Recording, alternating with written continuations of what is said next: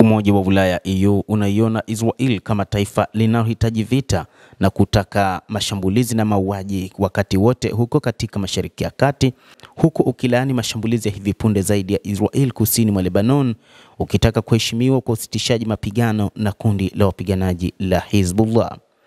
Licha ya maombi ya mara kwa mara ya kimataifa ya kuzuia Israel isiendelee kufanya ukiukwaji wa kila siku wa anga la Lebanon kwa visingizio mbalimbali, kufanya mashambulizi ya mabomu ambayo yamesababisha vifo vya raia.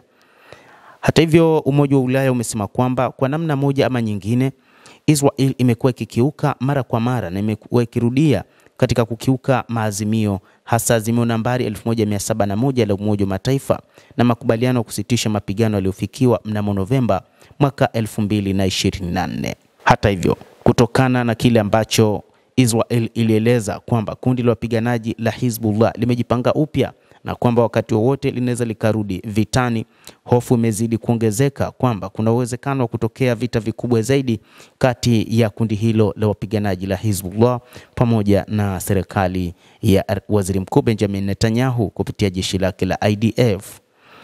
Licha ya kwamba kumekuwa na serikali chini ya Joseph Aoun nchini Lebanon ambayo iliagizwa kulinyang'anya silaha kundi hilo, Aoun aliomba msaada kutoka Marekani kuna Israel kama kuna uwezekano wa kufanya hivyo, lakini hili linaonekana kwamba imeshindikana na kwamba kundi la Hezbollah limejipanga kwa ajili ya mapambano kwa mara nyingine tena, na inadaiwa lina silaha hatari mno, licha ya kwamba Israel inadai silaha hizo ni msaada kutoka nchini Iran.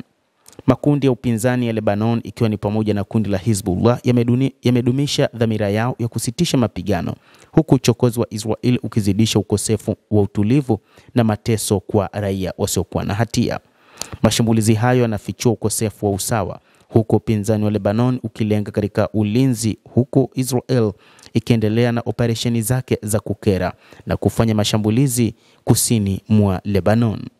Israel imedai kuwa mashambulizi yake yanalenga miundombinu ya kijeshi ya Hezbollah, lakini maafisa wa Lebanon wanahoji kuwa mashambulizi hayo yamelenga kuyumbisha nchi hiyo na kuzuia kupelekwa kwa jeshi la Lebanon chini ya usitishaji wa mapigano. Ukosefu wa kimataifa unaoongezeka, huku raia wa Lebanon wakilaani mashambulizi kama hayo kama ukiukwaji wa utulivu wa kimataifa. Ndege zisizokuwa na rubani za Israel na ndege za kivita huingia kwenye anga ya Lebanon karibu kila siku na kushambulia vijiji na kusababisha vifo kwa raia. Msemaji wa Wizara ya Mambo ya Kigeni wa Umoja wa Ulaya alitaka Israel kusitisha uchokozi unaokiuka makubaliano ya kusitisha mapigano na azimio nambari 1701. Makundi ya upinzani ya Lebanon yanasema kuwa ukiukwaji wa mara kwa mara wa Israel unathibitisha hitaji la kuendelea kuwepo kwao kwa silaha. EU imeeleza kwa hisia ikisema kwamba Israel lazima ikomeshe vitendo vyote vinavyokiuka azimio nambari 1701 na makubaliano ya kusitisha mapigano.